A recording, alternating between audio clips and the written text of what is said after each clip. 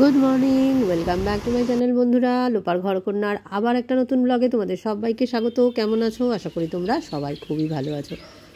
আবার একটা বৃষ্টি ভেজা সকাল সকাল একটুখানি ছাদে এসেছি এক পা হেঁটে। সকালে ছাদে তাও অনেকগুলো ফুল থাকে। আমি যখন বেলায় আসি মা ফুলগুলো নিয়ে গাছে ফুল নিয়ে ঠাকুরকে পুজো দিয়ে দেয়, তাই আর সেই ফুলগুলো আমার দেখা হয়ে ওঠে না। এই দেখো, এটা বোধহয় থোকা টগর।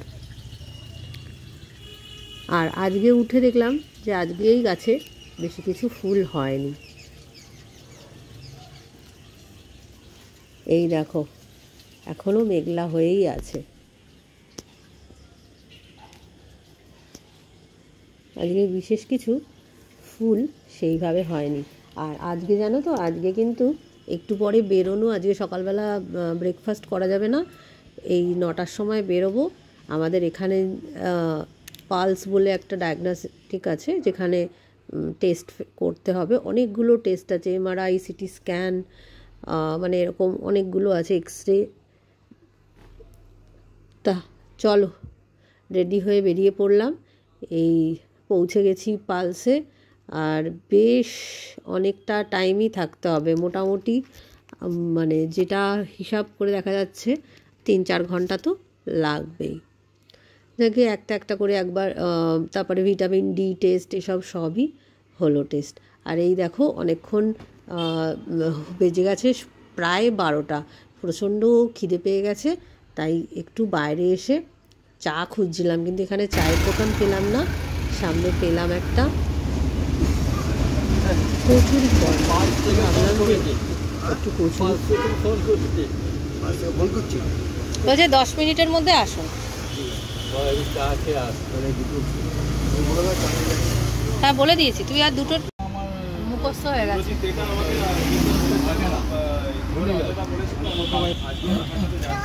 আমার ছোট পিসে মশাই, মেয়েরা, মশাই সব এই সুরক্ষা না পাল।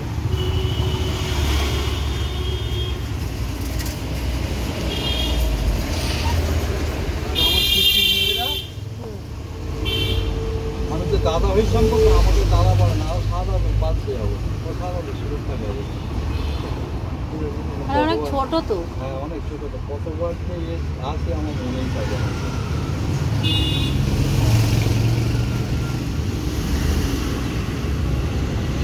বেশ কিছুক্ষণ হলো ফিরে এসেছি। ফিরতে বেজে গেছে 1:30। সেই 9টা থেকে বাপরে বাপ, আমার পুরো শরীর অস্থির হয়ে গেছে। যাই হোক, লাঞ্চ করে নিয়েছি। করে নিয়ে এখন একটু রেস্ট নেব। মানে এত বসে থেকে না, আর এতক্ষণ তো পাটা আরও সোজা করে বসে থাকতে খুব কষ্ট হয়ে যাচ্ছে। পাটা প্রচণ্ড ব্যথাও করছে, কোমরটাও তার সাথে সাথে ব্যথা করছে। যাই হোক, একটু শুয়ে নিই। এরপরে আর কিছুই করার ছিল না, তারপরে তো শুয়ে পড়েছিলাম। আর এই দেখো, এখন বিকেলবেলা ওই যে ড্রাগন গাছের ফলগুলো আগের দিন দেখিয়েছিলাম গাছে হয়েছে, সেটাই দেখো কেটেছি।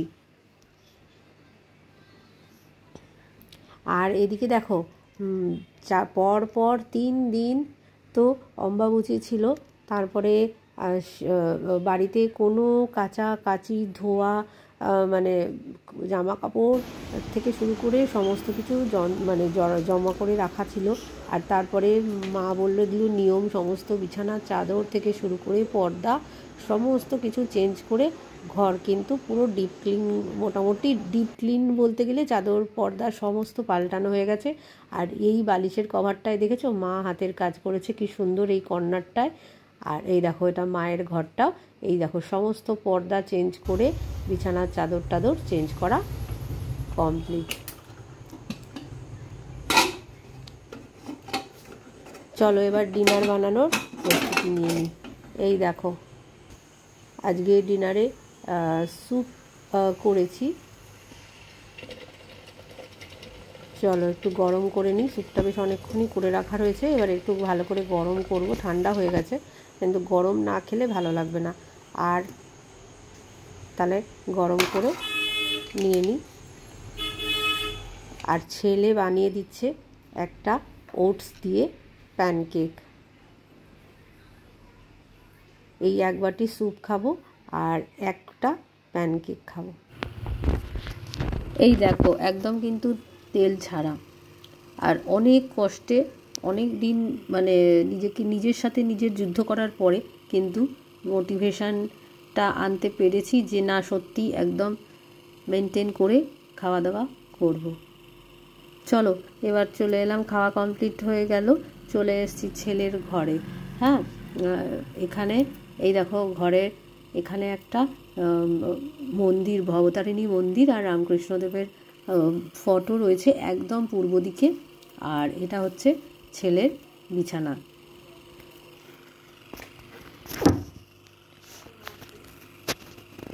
আর মায়ের হাতের কাজটা তো তোমাদের আগেই দেখিয়ে।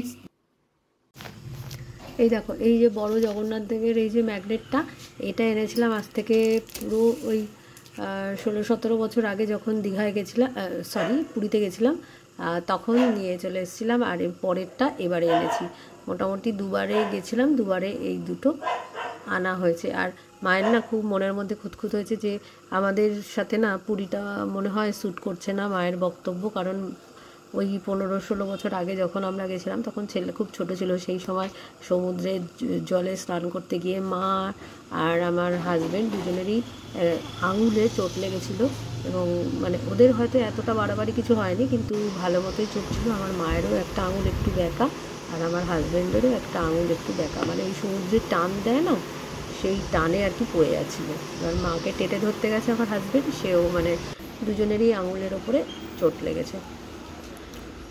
যাকগে, মা বলছে এবারে তোর হলো এরকম, কেন এরকম হলো কে জানে, একটু মনের মধ্যে খুঁতখুত করছে। যাই হোক, আর কি, আজকের ব্লগটা এইটুকুই। ভালো থেকো সবাই, আবার আসছি পরে।